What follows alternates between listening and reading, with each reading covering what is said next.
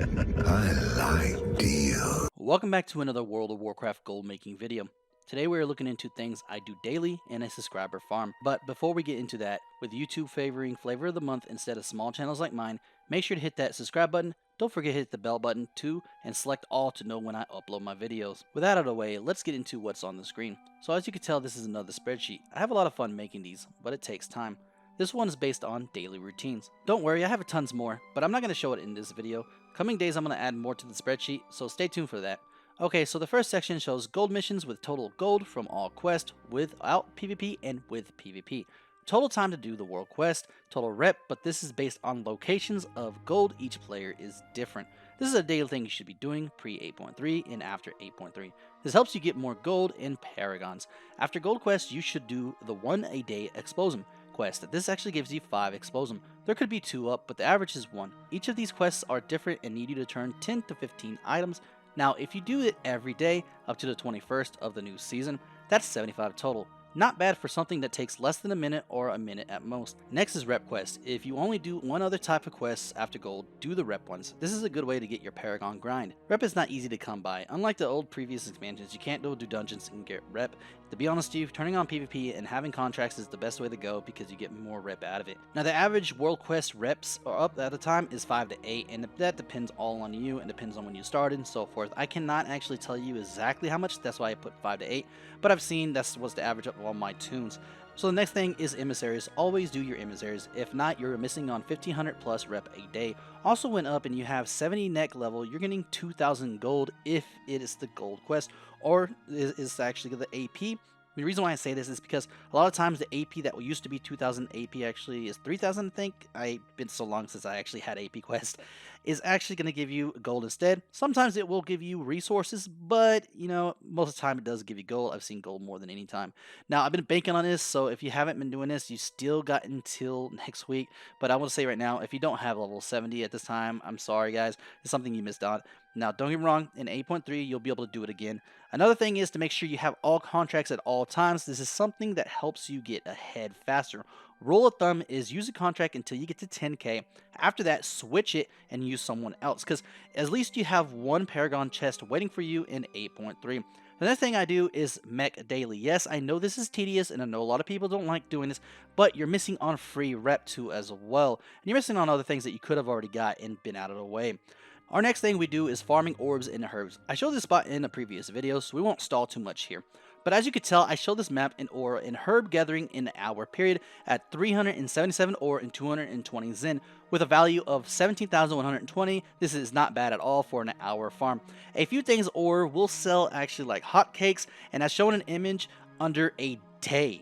Twice the price they are 2 weeks ago, and honestly, like I told y'all before, and I've told many of my subscribers, is that you should have prepared and you should have been already ready for this. Now, don't get me wrong, you still have time to prepare. So if you want a spot to actually farm for ore and herb, this is going to be a great spot. You have a few options for this spot. Now, A, do what I'm doing. You can have herb enchant on your hands and do a dual farming with stirrups. Now, the reason why I have herb enchant instead of actually ore enchant is because a lot of people don't know that you can literally stay on your mount and flying in midair and actually farm ore, but you can't do that with herbs. Herbs, you have to be on the floor and farm. Now with the stirrups, obviously you don't get dismounted, and with the enchant, you actually get the Zen faster. So it works both ways. Yes, it's a little bit slower with ore. If you actually just go straight ore and not go to herb as well, you're gonna get twice as much ore, if not more ore per hour. It's just your cup of tea. The best thing to do is actually look on the auction house, see how much the ore is going for you, and actually how much is Zen going for you. I've sold ore so much this past few days, it is crazy. I'm thinking I'm actually going to stop and just save for the rest for 8.3. But the prices will go skyrocketing when 8.3 hits, and there will be so much more. So it's going to be a little bit harder to sell, but yes, your profit would actually be a lot more. Alright guys, so if you want both worlds, I suggest you go with the first option. And if you don't, if you just want ore, just go with the ore gloves. And then be honest with you, you'll be, in the business of getting a lot of ore per hour on this farm. Now let's actually move to the next thing. Next thing I would like to discuss is as fast and easy, and it's actually going to be pets and toy drops I do daily. First thing is WoD Jungle. 3 rares drop toys known as Crashin' Trashin' Toys. Now each will go from 12k to 17k. Not a bad farm for 2 to 5 minutes total. You hardly see anybody here. One person I saw one time I've been here, but other than that, people actually forgot about this. Next thing I do is actually going to be High Mall. The rares drop 3 pets just like the 3 toys that drop in Jungle. Now, again, a lot of people do not remember this or don't come back here. These go from anywhere from 12k to 18k. Not bad, since you're actually looking at it, you're like, hey, you know what? Something easy to do. I can do those all in under 10 minutes. Now, the next thing I head is actually Upper Black Rock. Heroic and Mythic. Now, I don't do the whole dungeon. What I do is I go up to the second boss and I actually kill the second boss and hope to see the rare spawn there. Now, the rare doesn't always spawn there, so it's basically a heroic mythic thing that happens all the time. Now, I can use a method maybe that will actually work later on, which I'll show you a part of a farm that's coming at the end of the video, but I don't know if that's going to work. I'll let you guys know if it does, but this pet goes anywhere from 44k to 100k. Depending on the server, it is a sought after pet because it's hard to get. Now let's actually get into the last thing before we get into our farm. Now, the thing is that Uldaman, okay? This is something that a lot of people know about and some people don't know about. This is a great place for T-Mog. This is one of the best places, if not the highest value place drops, because they're so rare. Now, the average auction house I see is 50k to 70k an hour. This is actually a run I did, and it has got me 70,822 gold with a notable drop of a torch. Now, this torch goes anywhere from 10k to 20k depending on their server.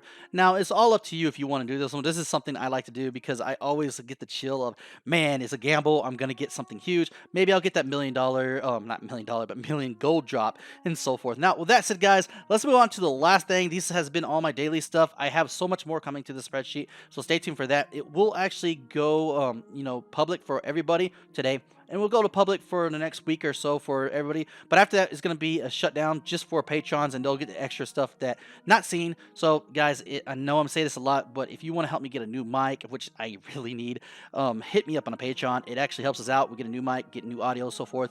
With that said, let's actually move to the subscriber farm. All right, guys, so this farm is brought to you by Sarah. Thank you so much for actually showing me this farm. Now, what we're going to be doing is rating this farm and actually going over it and what you got to do with this farm. Now, if you want a farm shown in my video or one of my videos that I put subscriber farms out, let me know in the comments below. I will show it in the next video or whatever video we have out for subscriber farms. This farm is located in Legion and in Argus area. This dungeon is known as Seat. Yeah, not going to massacre the name. I'm not going to say it because I always mess up names. Not the best person in English. But this dungeon is only on Mythic and Heroic, and is always blocked by the first boss. Now, you're probably like, how do you even farm this? It's very easy, to be honest. Let's get into the steps. First, this is a better with 2 to 3 tunes. 1 tune, you will be waiting 15 minutes or so. Let's use 3 tunes. So what you do is go into this dungeon on Mythic, kill everything up to the second boss. Do not kill any of the Void Portal Lords. Now, don't get me wrong, you could kill one and leave one like far off and just leave that one. Do not have the second boss summoned, because I haven't got the second boss summoned, but if you summon the second boss, it might not work, but leave the second boss alone. So what you do is you do it on the first tomb. You kill everything up to that, like I just told you, and then you get out of the dungeon. You go back to the entrance, exit the dungeon, go on your second tomb, exact same thing. And then your third tune, exact same thing. Then back to your first tune, and you'll notice that everything after the first boss, because the first boss is already dead, everything after the first boss is respawned. Yes, guys, this is something new to me. You might say, well, you're a gold farmer. Why did you not know this? Well, because I always thought, and I'm going to be honest with you, I always thought Mythic doesn't reset. It always used to reset. You know, back in the day when it was Legion and so forth, you could go into a raid of Mythic, and you can actually just reset it for up to a certain boss. But it apparently doesn't do that now. You have to wait a cooldown timer to actually for them to come back. So having more tunes is a better way when it comes to this. Now, I will say right now that the best tunes for this, and I'm telling you straight up right now, the best tunes are AoE farmers, because honestly, I did use a lock. The lock actually wasn't so good because it was a AF lock, and I couldn't change my talents because I'm not going to pay 10 to 20k per change. Now, with that said, guys, I would suggest Demon Hunters. I would suggest Hunters, Mages, Boomkins, Monks. So doing this farm, I actually took about an hour and a half to do it with the 3 runs for each of these tunes. Now, don't get me wrong, it's not an hour farm, but it was an hour and a half. I will say right now, we got 4,841 every 1 hour and a half, meaning this is not a great raw gold farming spot. Now, the subscriber did say that there was a sword that dropped that's worth 600 gold. Never saw that. Maybe it's just not in the game no more and so forth, but it's just not there. Now, there is a big takeaway from this, and I'm going to tell you right now why I'm even showing this farm, because first off, I said I would, because subscribers, y'all are the best in the world, and honestly, hey, a farm that could be good or a farm that could be bad, I'm still going to show y'all it. Now, with that said, I do want to say right now that the big thing you need to do is have enchant for the pets. Now, the reason why I say that, have it for your shoulders, is because in all this 1 hour and 30 minutes, I got 180 pet charms. That is just plainly amazing. And the reason why I say this is because you can buy pets that are worth 10k to 100k each. This is including toys too as well. This is going to get you a great liquidation when it comes to actually auction house. Oh my gosh, this is a great spot when it comes to auction house. But let's actually go over the scoring board. And the reason why I say that is because I want to score mustaches out of this. The subscriber said that this will actually drop a 600 gold sword. I have yet to see one. The farm is nice in terms of pet charms compared to others.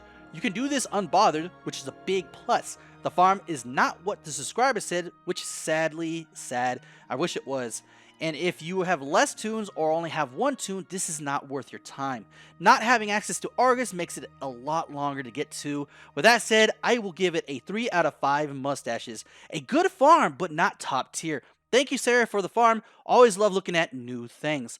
Now, if you want your farm shown in the next video, let me know in the comments below. And I do want to say right now, if you want to see more videos, let me have more time to put out videos, hit that Patreon button in the description, and you will know that you made the right decision to become a Patreon today. With that said, thank you so much for watching. I hope you enjoyed, and there is a lot coming out this week. Want to say thank you so much to my subscribers out there, and a big thank you to my Patreons for going that extra mile.